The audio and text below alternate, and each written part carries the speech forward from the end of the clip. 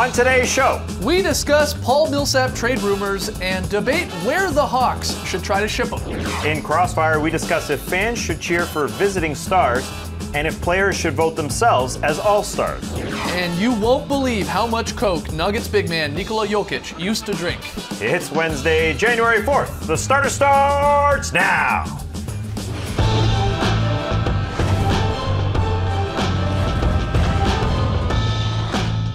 Good evening, Sweet World, and welcome to The Starters. Whether you're listening to the podcast, joining us live right now on NBA TV or later on YouTube, we're happy to have you. I'm Jay Skeets, and alongside me, as always, that's Tas Melis. Hey, let's NBA. To his right, it's the international man of mystery, taking it to the max, Lee Ellis. Friend, Lily. Lily, and last, certainly not least, over there, it's the bearded one. It's Trey Kirby. Hey yo! TK, what do you got, man? Well, I'm here at the internet looking for your best tweets at #TheStarters. And guys, one of the funniest moments of last season was when then Hawk Jeff Teague got left behind after a game in Detroit, all while holding his pizza box sideways. Still weird to look at. Nobody carries a pizza like that. Anyways, Teague's new team, the Pacers, was in Detroit last night, and he got asked all about the pizza incident. What happened after the game? I don't know what happened. What happened? They left you. Oh, we talking about that? I had a pizza box. I hope they don't got no pizza back there. So just a warning, I think the bus is going to leave earlier than normal because of the weather. So the first one on the bus. Nah, I do remember that. Hey, but don't remind me of that, man. Brings us to today's question. What's an embarrassing moment that you can't live down? As you might imagine, we've had quite a few of them here on the show, like, for instance, that time Skeets had to drink all that eggnog, then puked it all back up, or how anytime somebody misses a half-court shot, we have to show Tas's terrible half-court shot, Right? along with the diagram explaining how badly he missed it. Or, you know, how Lee almost dies anytime he's forced to wear a mask on the show, or perhaps my Speedo adventures back when I was a fatso. Oh, man. Too many good USA scenarios to use this in, I guess, anyway. Hacksaw Jim Duggan. Yeah. Anyways, we want to hear from you, so let us know on Twitter. What's an embarrassing moment you can't live down? Send us your best tweets to #TheStarters. We'll laugh at you later. All right, get them in. Okay, on tonight's show we got Crossfire. We'll play Would You Believe, but first we start with a simple game. It's simply called What You Got. Trey's going to present us with two similar topics from the NBA world, and we'll determine the better choice. The catch, of course, there's only one right answer, and that's whatever TK thinks it is. Trey, first one. First one, Paul Millsap is the hottest name on the trade market. Millsap, so hot right now. But where would he fit best? Since ESPN's Brian Windhorst reported the Hawks almost traded him to the Nuggets and Raptors over the summer. Let's start there. What's the better Millsap destination? Denver or Toronto? What you got? I think it's Denver, and I think that would work out best for both Denver and Atlanta. Denver, you're a mid-market team. You can't just go get a big-name free agent. It's very, very difficult to do that. So you've got this cupboard full of assets. Overpay a little bit for a star you could get in the trade market. You got to do that. And as far as Atlanta goes, if a team is going to overpay, that's going to work out better for you as well. So I think that is the best match. Couldn't you say the exact same thing about the Raptors? I mean, they're not known to be signing free agents left and right year after year.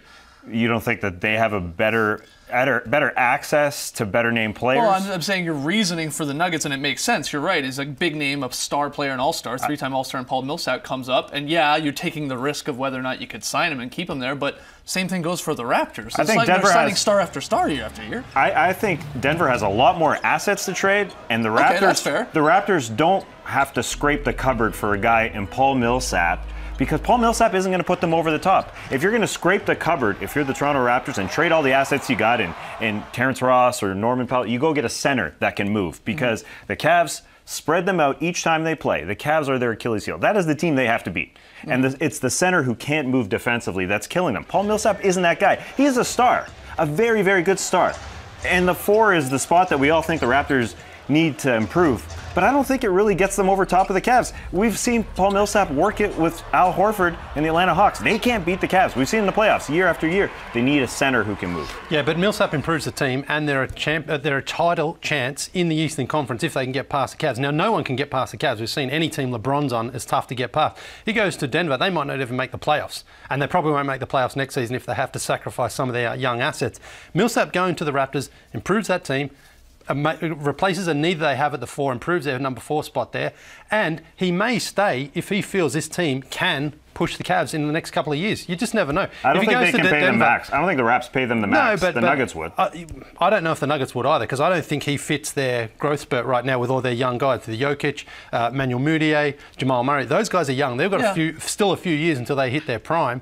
Right now, Millsap's 32. He's going to me. I think the Raps makes more sense because they need to fill that position. But it does come down. I agree with you. What would they be giving up? Because you got a guy that you wouldn't be guaranteed you'd be signing. So if you're getting Paul Millsap sort of as a little rental, if it doesn't cost you a lot, and what I'm talking about when I say that is, okay, maybe it's like a Patterson and a Ross type of deal, and then a pick, which is going to be pretty high in the first round. That's not a whole lot for a 3-time All-Star to help your chances, at least, of getting by the Cleveland Cavaliers. Help. Not guarantee you, but... Yeah, from the Hawks' perspective, I think Denver will give you more. They've collected a ton of guys that are sort of B-level players. Yeah. You know, your Wilson Chandlers, maybe a young player in Will Barton. I think if you're the Hawks, you look at the Nuggets. What do you think, Trey? What's the correct answer? Well, I think it's the Raptors. I don't know why the Hawks would want to help the Raptors, but I think Millsap's closer to a title there. And Toronto's a great city to live in, as you guys well know. Anyways, we're moving on.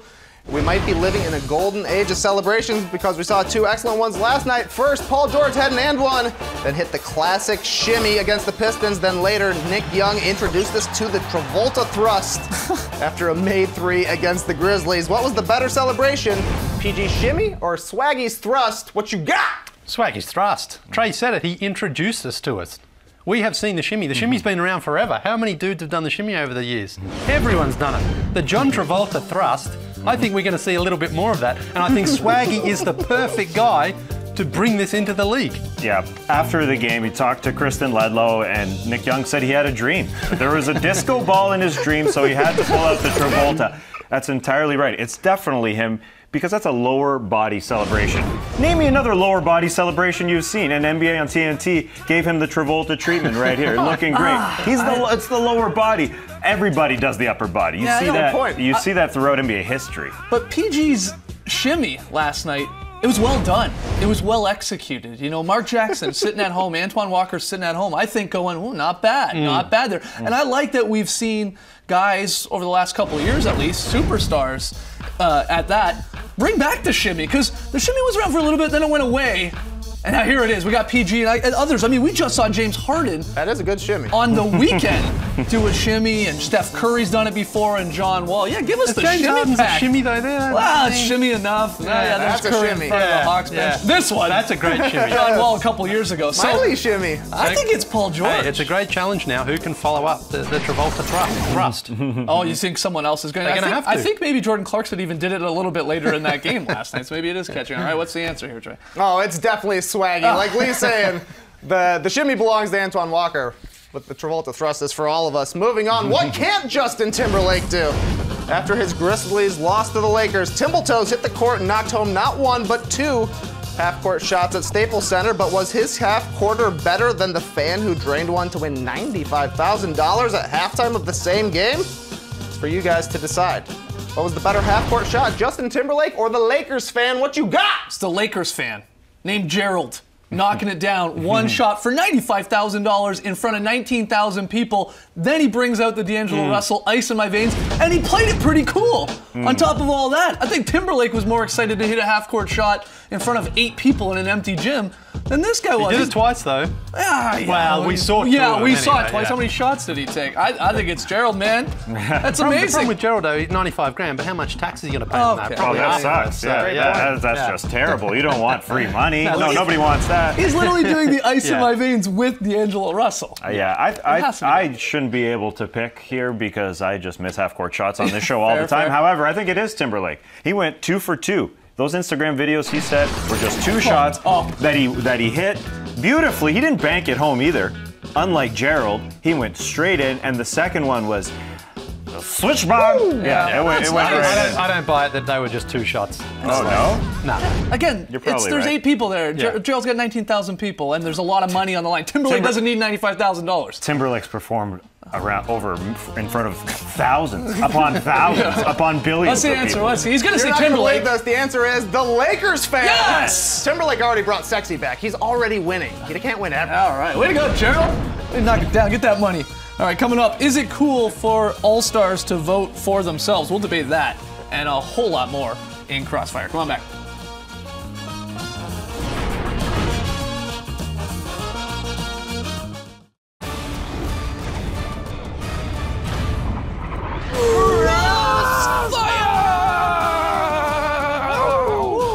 feels great. Welcome to Crossfire. This is how it works. Trey will give Skeets and me 3 topics. We'll debate each one. At the end of it all, Trey will declare a winner. Trey, what's our firstie? All right, round 1. The Celtics' Jay Crowder was mad on the internet last night, blasting off a series of tweets after hearing Boston fans cheering for Jazz forward and free agent to be Gordon Hayward.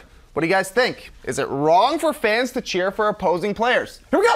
Wrong. No, it's great. It just creates a better atmosphere. If I'm down at Phillips Arena, the Knicks are in town, I hear people cheering for Carmelo Anthony and the Knicks, I just got to cheer louder. That just makes for a better atmosphere. We're both cheering, we're both yelling, and increasing the level. Actually, I was down at this game last Wednesday. Carmelo Anthony had a lot of people cheering for him. You know what that did? That got the usually pretty mild-mannered Hawks fans riled up, created a great show. Yeah, we're not talking about the fans here, though. We're talking about Jay Crowder, a Celtics player, and I think it is wrong. He's upset that they're cheering for the opposite guy who would, in theory, be coming in and taking his position. That's what's weird about this. This is a guy in Crowder, a second-round pick, fought really for a few years for a rotation spot. Now he's a really solid contributor to a very good team in Boston. He's upset with the idea that they're saying, oh, we'd be better with Hayward. He would take your spot. No, they're not saying cool. that. Yes, he they could are. play Why would alongside. They would cheer for him because they like him. It worked out for Al Horford. They showed a lot of love to Al Horford. Horford ended up a Celtic. Yeah, dude, Crowder's spot would be gone to Hayward. I can understand why he's upset. Positionless basketball. All right. Round 2 here, following 25 points and 8 rebounds in a buzzer-beating win. The 76ers' Joel Embiid was feeling so good that he hopped on Twitter and voted for himself for the All-Star game, and he's not the first player to do so. Are you guys okay with this? Should players cast All-Star votes for themselves? Here we go! Sure, why not? It's maybe not the greatest look, but it's not that big a deal, I guess. I think we're forgetting that the All-Star game is an exhibition game. It doesn't actually mean anything. We're not playing for home court advantage in the finals or anything like that. If Carmelo Anthony or Joel Embiid or whoever wants to take to Twitter, blast a tweet and say, hey, let's get me there, well, it's up to the fans to retweet it and actually accumulate the vote. So I don't think it's truly that big a deal. It's a little silly. All-Star games matter. When it comes to Hall of Fame careers, that's what we look at. We look at how many All-Star games did this guy make? That plays a part into whether or not a guy makes it. But listen, we're talking about 5 spots here for the starting All-Star in each conference, though. There are 450 basketball players out there. Can we look a little bit past our own nose at some of the other players in the league? You're still going to get votes. In this me society, always looking inward, if we looked a little bit outside ourselves, this world would be a better place. Do you have a problem with voting for a teammate? Or is that fine? Is that far enough past the nose? Yeah, that's fine, I guess. A little far enough past the nose. Our final question, round 3 here. New year, new you. What's your 2017 NBA New Year's resolution? Here we go! I want to watch more of the old guy Hall of Famers before they're done. Speaking specifically about Manu, Dirk, and Paul Pierce. Not Vince Carter, because he's going to play another year in the NBA, as he told us. Right. And Manu isn't just junking it up here. He is actually doing some really cool stuff. He's still old Manu out there. Yeah, he's a little less spry, but some wild passes. And Dirk, I'm a little bit worried, even though he's got a year on a contract after this year, that he might be gone. And Paul Pierce, I think if they make the playoffs, Doc Rivers isn't going to just let him go out quietly. He's going to get Pierce in there to take some big shots. I want to watch those guys. I like that one. Mine's a little more personal, I guess. I want to try and win a pick'em contest in the calendar year of 2017. Because I had a bad 2016 run, and it hasn't gone well here on the show when it comes to picking games. The snake's on the shoulders, and I'm in the box, and I'm chugging eggnog, and I'm getting ice thrown at me. I got to start picking, not with my head, but with my heart. Okay. And when that doesn't work, I should just flip a coin. Bucks, Knicks tonight. Let's find out. Home team or the Knicks?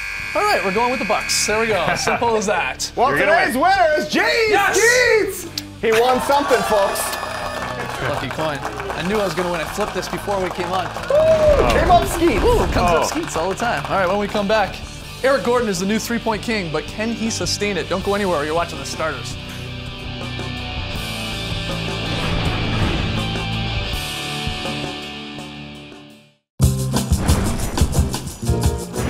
Back with the starters, a lot of crazy things happening in the NBA right now, so it's time to play another round of Would You Believe Me? Trey, take it away. Yeah, I'll give you guys an unbelievable topic like this. Steph Curry has led the NBA in threes for the past 4 seasons and set the single-season record with 402 last year, but he's shooting a career-low 40% from 3 this year. And the Rockets' Eric Gordon has made multiple threes in all but 4 games this season. Would you believe me if I told you Steph Curry wasn't leading the league in threes? No. It's wild. Absolutely not. Yeah. Even though Kevin Durant is there and obviously he wasn't going to shoot as much, and Steve Kerr said before the season Steph Curry knows he's not going to make 400 threes this season, I'm shocked because he's actually the leader in attempts. He's just not shooting a great percentage. The lowest percentage of his career. Yeah. Which is 40%. Yeah, which is really which is still amazing. really Pick it good. up, man. Yeah, and they're on pace for 70 wins still. So that's the scary thing about the Warriors. Steph isn't playing to his capabilities right now. I guess what's not surprising is that someone ahead of Curry plays for the Rockets because they shoot a whole bunch of threes. And in fact, Harden, Eric Gordon, Ryan Anderson, and Trevor Ariza, they've combined to hit more threes than any other team in the league this year. I mean, it's just those 4 guys alone. So they get up a ton of attempts and they knock down a lot. Gordon's having a great season too, and he's shooting 43% from downtown. I mean, he's having a really good comeback year, and it's a good story for the Rockets. They're winning games. He's a very important factor. Coming off the bench and doing it, though, is surprising. I don't think anyone in league history would have led the league in three-pointers made coming off the bench. Do you think Curry is happy this year in Golden State? You do? Yeah. Despite sort of struggling and maybe not getting, obviously, the headlines that he's used to over the last couple of years? I think he can see the horizon and that he could be hoisting a trophy with Kevin Durant beside him. I think that's all that matters. Yeah, his numbers have come down, but I mean, I'm sure he was wishing that Kevin Durant was going to be there beside him, right? He made the trip to the Hamptons, right? Yeah, so he knew that the numbers would come down a little bit. It's natural. And look, how many is he in front of him? 6, 7 threes? Yeah. Curry could eliminate that in 1 game. Through 35 games last season, though, he had 162 made. Wow. Unbelievable. All right, wild. Next one, Trey. All right, moving on. After struggling through the first month and a half of the season, the Pelicans' Buddy Hield turned it on in December, averaging 10.6 points per game on 43.5% shooting while shooting nearly 48% from 3. Would you believe me if I told you Buddy Hield won Western Conference Rookie of the Month? Buddy Hield! No one can say because this news broke in the starter's office and we all went, is that a typo? Honestly, Buddy Hield won, and then you start thinking about it, you're like, well, who else is the competition in the West? It's really sort of Jamal Murray and Marquise Chris, Brandon Ingram, Andrew Harrison. Yeah, but none of them having dominant Decembers, and Buddy Hield has turned it on after that really slow start. There was a game earlier in December against Oklahoma City where he got some court time, hit 4 3-pointers, had 16 points, and you could just see he actually got confidence out of that game. And from there, he started shooting the ball better, earned more minutes from his coach, Alvin Gentry. The starting nod has helped. Yeah, There's no doubt. so, he certainly is getting more opportunity, but it's just not a great, deep rookie class right now as well, especially in that Western Conference, so he's not got a lot of competition. He's just shooting the ball a lot better than some of those other guys who are around 25, 30%. I'm really shocked, even though I know we picked him for our Rookie of the Year choice earlier in the season. And because, he walked on our set at Summer League, all that confidence, all that swagger. I thought he'd be banging home Buddy Buckets. Buddy Buckets, Buddy Fresh, and Buddy Love. That's right. Yeah, Buddy Fresh.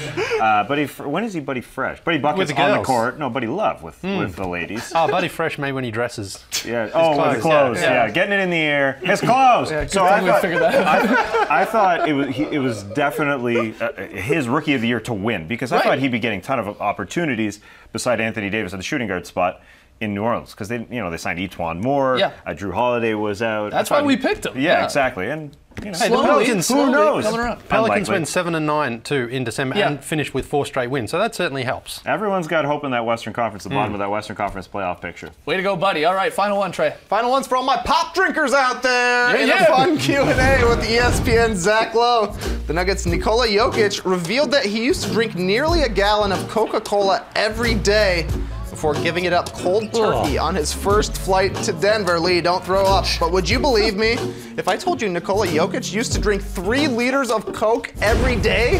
I didn't believe this when I saw It's a this lot of through pop. Zach Lowe. And then I was like trying to wrap my head around 3 liters. It's sort of tough to visualize. So I did some quick math, and if I've done it correctly, I believe 3 liters of Coke a day looks like this. 1, 2 cans, 3 cans, 4 cans, 5 cans, 6 cans, 7 cans, Oh my 8 gosh. cans, and then about a half of this one, half of the the polar bear one. 8.5 cans of Coke is Get it. what this guy was putting down every day. It's a shocker. Wow. I mean, he's a big man. Yeah. But, Wow, I mean, I love a good Coca-Cola. Whoa! That looked cool. That looked I'm not getting really paid cool. for this, but man, do I love a refreshing Coca-Cola. But 8.5. All right, let's see if you can drink all those now. I'll give you $10. Already full. Already full. A little sweet. Yeah. But that's crazy. I didn't believe it. Nope, me neither. I'm glad you kicked the habit, though. Yeah, my Glad you God, kicked the I'd habit. be Have you even had a Coke ever, Lee? Oh, I've had one, yeah, but not for a long time. Literally one. All right. Final break, but after the jump. Lily's very solid play. Don't go anywhere.